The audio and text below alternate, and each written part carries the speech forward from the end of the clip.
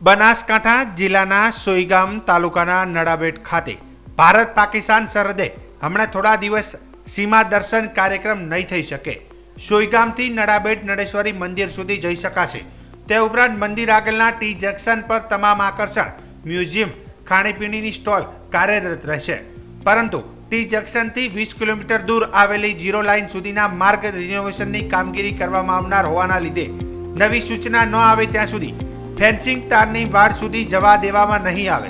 Border પાસેનો આ રસ્તો ભારત સરકારના કેન્દ્રીય માર્ગ અને મકાન વિભાગ હેઠળ આવતો હોવાથી રસ્તાના નવીનીકરણની કામગીરીને લઈને આગામી દિવસો બંધ રહેશે તેમ બોર્ડર સિક્યુરિટી ફોર્સના સૂત્રોએ જણાવ્યું હતું।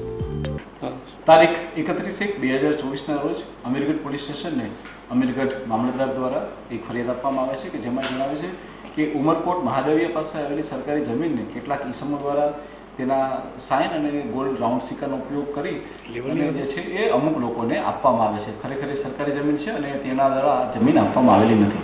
આ માહિતી મળતા તત્કાળ ધોરણે પોલીસ દ્વારા એફઆઈઆર દાખલ કરવામાં આવે છે અને આની ઊંડાણપૂર્વક તપાસ કરવામાં આવે છે। ઊંડાણપૂર્વક તપાસ કરતા પોલીસને ખ્યાલ આવે છે કે આવા આશરે 35 થી 37 જેટલા ઓર્ડર જે છે એ આવા નકલી બનાવવામાં આવ્યા છે અને એમાં જે ફર્સ્ટ ઓર્ડર જે બનાવવામાં આવ્યો હતો તે ભરતભાઈ દીપાજી માળીનો હતો। આ ભરતભાઈ દીપાજી માળી પાસેથી વધારે પૂછપરછ કરતા ખ્યાલ આવે છે કે એક બાલુંદ્રાના રહેવાસી નામ જેનું છે કિરણભાઈ રાણાવાસિયા તાલુકા અમીરગઢ દ્વારા આ તમામ ઓર્ડરો એમને આપવામાં આવે છે। પોલીસે તત્કાળ ધોરણે પોતાની ટીમને લગાડી આ કિરણભાઈ રાણાવાસિયાને અરેસ્ટ કરેલા છે અને તેમને નામદાર કોર્ટમાં રજૂ કરેલા હતા, જ્યાંથી એમને નામદાર કોર્ટે રિમાન્ડ બી મંજૂર કરેલા છે।